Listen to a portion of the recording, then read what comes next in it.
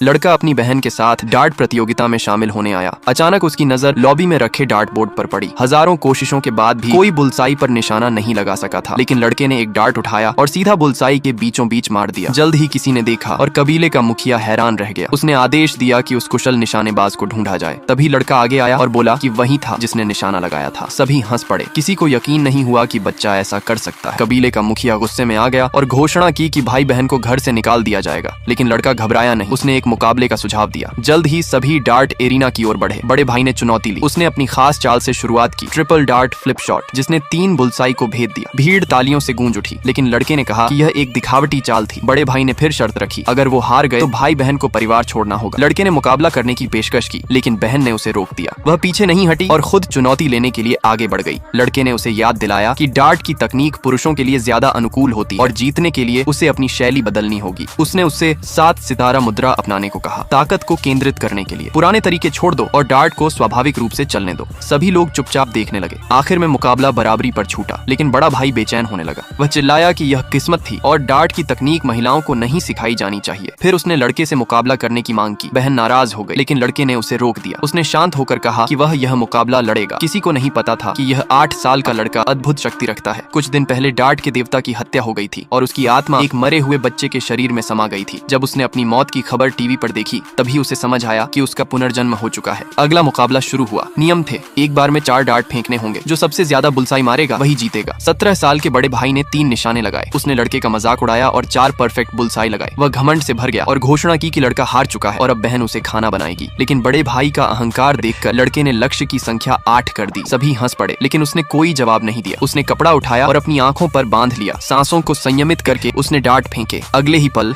जो उन्होंने देखा, उसे देखकर सभी स्तब्ध रह गए।